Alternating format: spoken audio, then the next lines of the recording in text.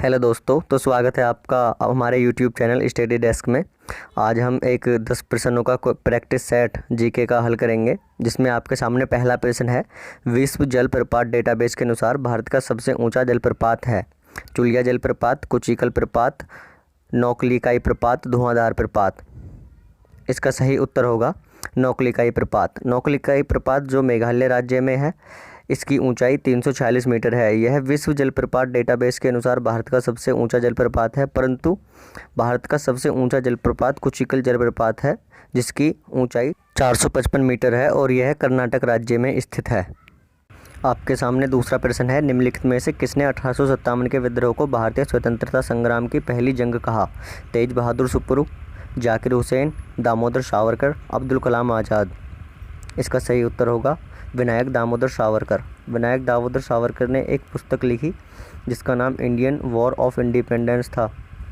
उसमें पहली बार 1857 के विद्रोह को भारतीय स्वतंत्रता संग्राम की पहली जंग कहा गया। आपके सामने तीसरा प्रश्न है। मस्जिद के आंगन को क्या कहा जाता है? लिबान, किबला, ममसूरा या सहन। इसका सही उत्तर है सहन। मस्जिद के आंगन को सहन कहा जाता है और मस्जिद में नमाज़ पढ़ते समय लोग मक्का की तरफ अपना चेहरा करके खड़े होते हैं, जिसे किबला कहा जाता है।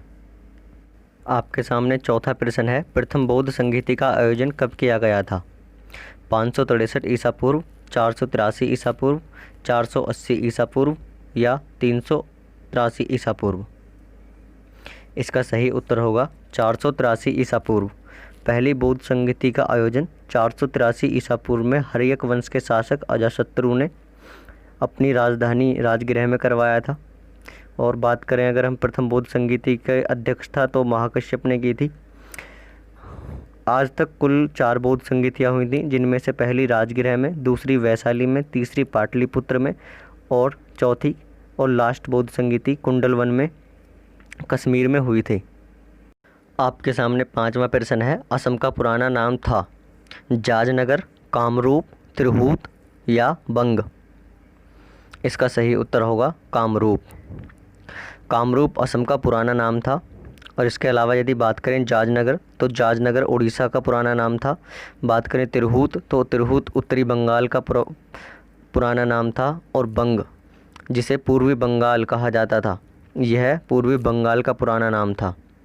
आपके सामने अगला प्रश्न है। आसमान से गिरने वाली बिजली के अध्ययन को क्या कहते हैं? Ceramics, filmology, astronomy, astrology. इसका सही उत्तर होगा फिल्मोनोलॉजी। फिल्मोनोलॉजी में आसमान से गिरने वाली बिजली के बारे में अध्ययन किया जाता है।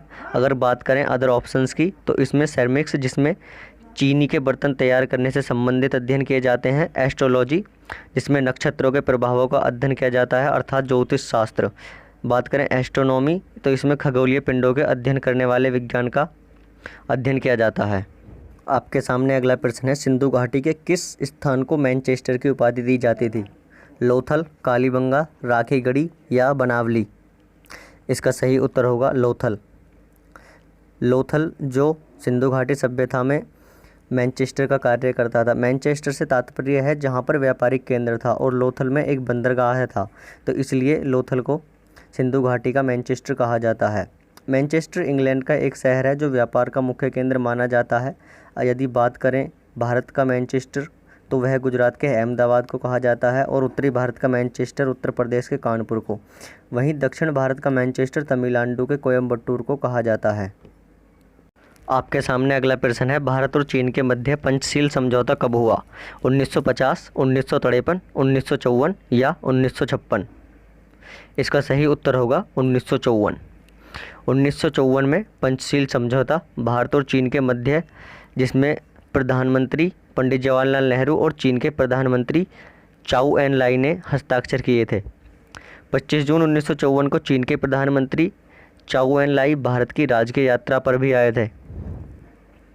इसके बाद 1957 तक चीन और भारत के संबंध बहुत अच्छे रहे, परंतु तिब्बत के दलाई लामा के भारत आ जाने के बाद चीन और भारत के संबंधों में कड़वाहट पैदा हो गई।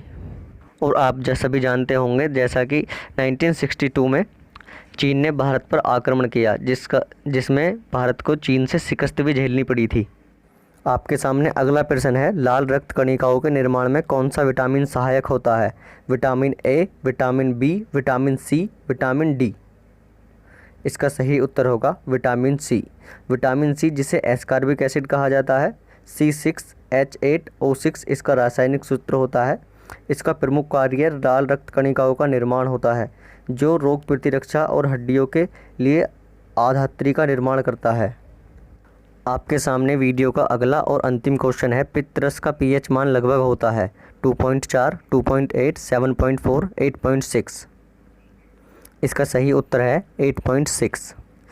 मानव शरीर में पित्तरस का पीएच मान 8.6 होता है। पित्तरस का कार्य भोजन में उपस्थित वसा को जल के साथ मिलाकर इमल्शन बनाना होता है। एक मनुष्य में एक दिन में लगभग 700 से 1000 मिलीलीटर पित्तरस प्रवाहित होता है।